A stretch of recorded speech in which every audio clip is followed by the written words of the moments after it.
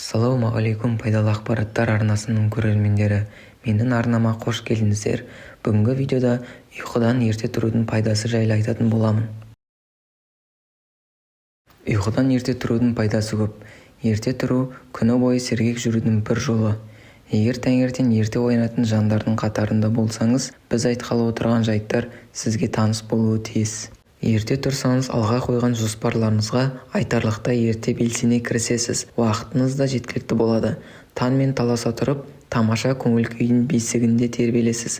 Мысалы, ерте тұрған еркектің ырысы артық, ерте тұрған әйелдің бірісі артық деген қазақтың аталы сөзі де ерте тұру мәселесіне салмақпен қарауға шақырады. Ерте тұру дағдысына басқа халықтарда бір жақты қарамайды.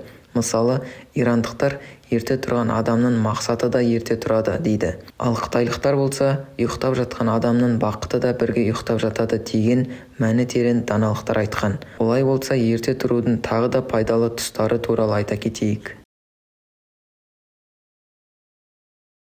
Таңғы жаттығу жасауға уақыт табылады. Физикалық тұрғыдан өзіңді белсенді сезінесің. Күні бойы сергек жүруінің кепілі. Ұйқысыздық сізді мазаламайды. Ерте ояну жас көрінудің бір құпиясы. Сондай-ақ ерте тұрсаңыз көзіңіз іспей көрікті көрінесіз. Таңертең ерте ояну үшін ерте ұйықтау керек.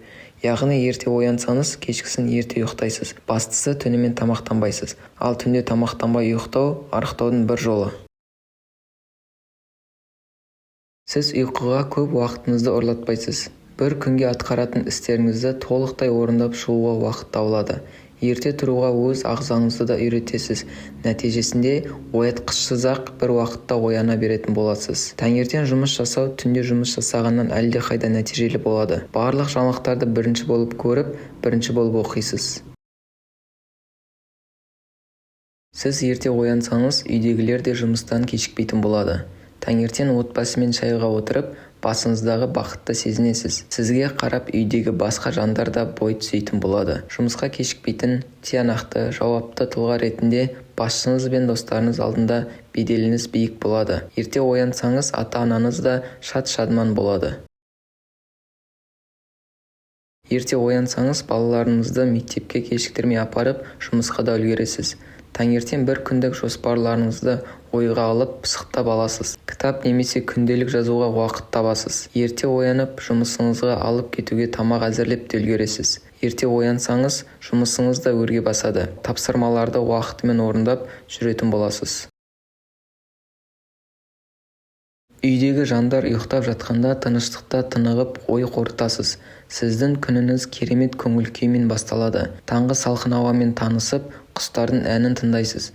Арайы шашқан күннің шапағына бөленесіз. Ерте ояну өзіңді бағалаудың бір жолы. Сол арқылы өзіңізді жақсы көре түсетін боласыз. Ерте ояну, тынығу. Таңғы салқында көшеде серуендеп жаныңызға жайлылық сыйлайсыз. Міне достар, бүгінгі видеомыз өз мәресіне жетті.